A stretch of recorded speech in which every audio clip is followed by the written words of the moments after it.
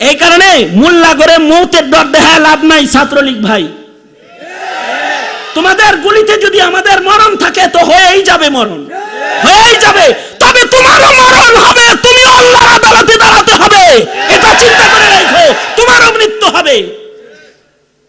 কখনো কোনো আলেমকে ভয় দেখাবা না, আলেমকে মৃত্যুর ভয় দেখাবা না, কোন প্রাণীকেও মরার ভয় দেখাবা না। তুমিও তো মরণশীল। কার মরণ কোথায় হবে এটা একমাত্র কে জানে? মরণের রক্ত মতোই মরণ আসবে, 1 সেকেন্ড আগেও আসবে না, 1 সেকেন্ড পরেও আসবে না। এই কারণে কাউরে মরণের হুমকি দিবা না। আর এই ওয়াজ মাহফিল তোমাদের মুসলমান বানাইবার জন্য এগুলো বন্ধ যারা করে তারা তোমাদেরকে ইহুদি বানাতে চায়, নাসারা বানাতে চায়, কাদিয়ানি বানাতে চায়, নাস্তিকের এজেন্ট বানাতে চায়, মুরতাদের কর্মী বানাতে চায়। কথা বলা ঠিক না ঠিক? এটা কি বরদাস্ত করবা? এই কথা আওয়াজ করে বলো না কেন, এটা বরদাস্ত করবা? মুসলমানের মাটিতে এটা বরদাস্ত করা যায়? জোরে আওয়াজ করে বলো, যায়? যায় না বরদাস্ত করা। সুতরাং ব্রাহ্মণবাড়িয়ার আকাবিররা যেদিকে সেদিকে তোমরা। কথা আওয়াজ করে বলো। এই যুব শক্তি আওয়াজ করে বলো, উলামারা যেদিকে তোমরা। আওয়াজ করে বলো, উলামারা যেদিকে তোমরা সেদিকে। থাকবা কারা কারা সেদিকে? হাত তুলে ওয়াদা করো। নারায়ে তাকবীর, নারায়ে তাকবীর। আল্লাহ কবুল করো। এটা হলো মুখতাসার দাওয়াত, যে মুসলমান হয়ে কবরে যাও। পরিচয় লয়ে কবরে গেলে কাজ হবে না, হাকিকতে ঈমান লয়ে কবরে যাওয়ার মেহনত করো। যা কিছু বলেছি এতটুকুন থেকে আল্লাহ তাআলা কামেল মুসলমানি হিফাজতের তৌফিক দান করেন। আজকে আল্লামা মামুনুল হক, ফয়জুল করিম, মুফতি ফয়জুল করিম সহকারে এদেশের উলামা হযরতদের মুখে তালা দেওয়ার চেষ্টা করা হচ্ছে। আল্লামা জুনায়েদ বাবুনগরীর বিরুদ্ধে মিছিল হচ্ছে। এই 17 কোটি মুসলমানের দেশে আলেম উলামাকে আক্রমণ করা হচ্ছে। কই যাবা? কোথায় যাবা? কই যা ঘুমাবা পরে? কার সাথে হাসরের ময়দানে দাঁড়াবা? নিজেকে জিজ্ঞাসা করো, হুঁশিয়ার হও। এই ঘুম ভাঙ্গো, জাগ্রত হও, নিজের ঈমান আকীদার হিফাজত করো, তবে জান্নাত পাবে। সিনার ভেতরে জিন্দা কোরআন আছে, এটা কাগজে পুরাইতে পারবে। এ কোরআন কথা কয় না, এ কোরআন রাজপথে দাঁড়ায় না, এ কোরআন নাস্তিকের বিরুদ্ধে তাকবীর দেয় না, এ কোরআন ইসলামের পক্ষে যুদ্ধ করে না। কিন্তু কিয়ামত পর্যন্ত জিন্দা কোরআনরা রাজপথে দাঁড়ায় যাবে। কারোর বাধা তারা মানবে না, কারোর বাধা তারা মানবে না। জীবিত কোরআন। বসো বসো, এনে চিল্লাও কে? ওই বাইরে যে ওইখানে যে চিল্লেন দাও ভারত। তা জীবিত কোরআন যেটা, এরা কথা বলবে। জীবিত কোরআন তো কথা বলবে। কোরআন থাকবে না তো দিন থাকবে না, কোরআন থাকবে না তো ইসলাম থাকবে না। জীবিত কোরআন যতদিন থাকবে ততদিন নাস্তিক মুরতাদদের রাজত্ব জমিনে প্রতিষ্ঠিত হবে না। যেদিন কোরআন থাকবে না সেদিন নাস্তিকের রাজত্ব হবে।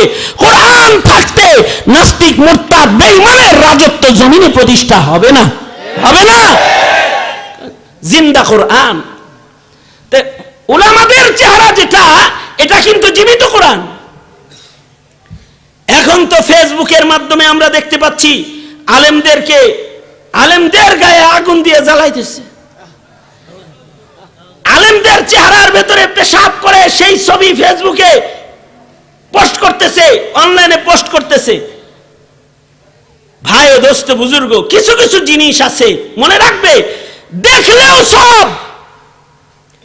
এই মৌলবীর কথা নাও মানতে পারো জীবিত অবস্থায়, তুমি যখন মরে যাবে মৌলবী তোমার জানাজার নামাজের ইমামতি করবে।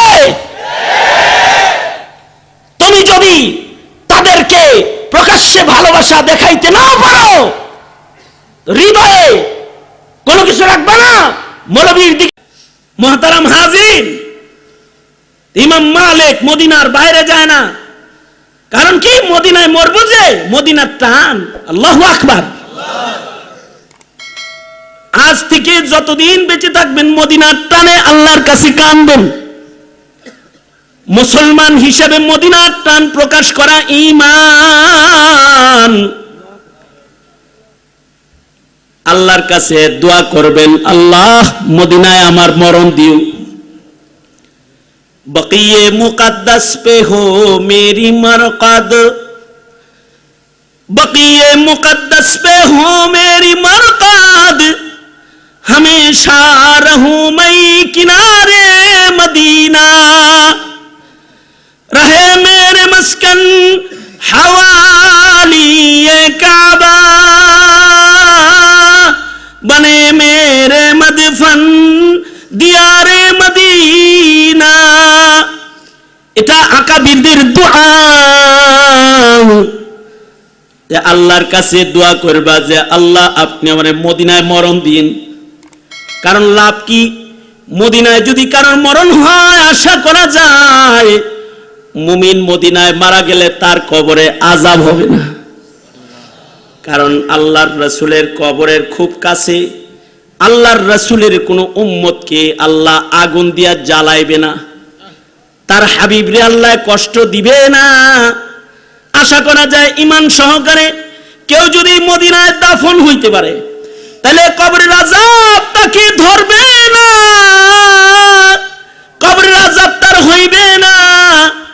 এ কারণে হযরত উমর দোয়া করতেন, আল্লাহুম্মা রযুকনি শাহাদাতান ফি সাবিলিক ওয়াজআল মাউতি ফি বালাদি রাসূলিক। আল্লাহ আমাকে তুমি শাহাদাতের মরণ দিও, আর আমার মরণটা আল্লাহ তুমি মদিনা শরীফের ভিতরে দিও, যেন আমার দাফনটা মদিনায় হয়ে যায়। শেখ জাকারিয়া তো গেছেন গা হিজরত করে মদিনায়, বুখারী শরীফ হাতে তুলে দিয়ে গেছেন শেখ ইউনূসকে। সারা জীবনে আর বিয়ে শাদী করেন নাই, সারা জীবন হাদিস পড়াইছেন। আজব এক নবী প্রেম ওনার ভেতরে দেখছি। একদিন ওনার সাথে আমরা রওজা থার জিয়ারতে যাচ্ছি, আমরা ওনার পিছনে আছি, হুইল চেয়ার ঠেলতেছি আমরা, আর হুজুরে লয়ে যাইতেছি। তো উনি বাবু সালামে গিয়েই হাউমাউ করে চিৎকার করে কান্না শুরু করলেন। দরজা দেই হেই কাঁদতেছে, বাবু সালাম দেই হেই কাঁদতেছে, নবীর সালাম গেট দেই হেই কাঁদতেছে। পরে নিজেই আবার বলতেছে, ভাই কাঁদো কাঁদো, আর দিলে ভয় লয়ে রওজায় ঢুকো, কারণ এই চলা, এ দরজায় ঢুকা আর বের হওয়া হয়তো তোমার শাফাআতের কারণ হবে, নয়তো নবী আবার মুখ ঘুরায় নিতে পারে। যদি জিয়ারত কবুল হয় তাহলে মান যারা কবরি ওয়াজাবাত লাহু শাফাআতি, আর যদি জিয়ারত কবুল না হয় তাহলে রাসূল মুখ ফিরায় নিলে আল্লাহ মুখ ফিরায় নিবে। প্রেম লয়ে ঢুকো, ধমকি দিলেন। ওনার এই কথা শুনে তো আমরা যেটি ছিলাম সবটি কানবার লাগছি। হায় বাস্তব তো, এটা তো সেলফি তোলার জায়গা না, আর লাইট দেওয়ার জায়গা না রে, এটা তো হাজিরা কবুল হইতে হইব, কবুল না হইলে তো মুশকিল। তো উনি বাবুল সালাম দিয়ে ঢুকে পড়লেন, বাবুল বাকি দিয়ে বের হয়ে গেলেন। আজব এক ঘটনা ঘটলো, বাবুল বাকি দিয়ে যখন বের হইতেছি আমরা মদিনার সেহেন মাঠের ভেতরে মাঝখানে যখন গেছি, আমরা খেয়াল করি নাই, কিন্তু হুজুর খেয়াল করছে যে একটা বিড়াল আসতেছে। হুজুর সবাইকে থামায় দিলেন যে রুক যাও, থেমে যাও, চলো না তোমরা, সবাই দাঁড়াও। তো বিড়ালটা হেঁটে হেঁটে আসতেছে, অর্থাৎ বিড়ালটাকে নিরাপদে হাঁটার সুযোগ দিলেন। বিড়ালটা যখন হুজুরের কাছে আসলো, তো এই প্রথম দেখলাম যে একটা বিড়াল কেউ কেউ সালাম দিল। মানে শেখ ইউনূস বিড়ালকে দেখে বলতেছে, আসসালামু আলাইকুম আহলুল মদিনা, আসসালামু আলাইকুম। এই কথা কইতেছে আর কাঁদতেছে, আর বলে কি, যদি এরকম হতো যে আমাকে আল্লাহ মদিনার বিড়াল বানাইছে, তাইলেও হয়তো আমার জায়গাটা জাহান্নামে হতো না রে। এই কথা বলে কান্দে দিছে। এটা হলো নবী প্রেম, মদিনার প্রেম। এই তোমাদের হৃদয় মার্কার প্রেম, দলের প্রেম ঢুকানোর পায়তারা চলছে।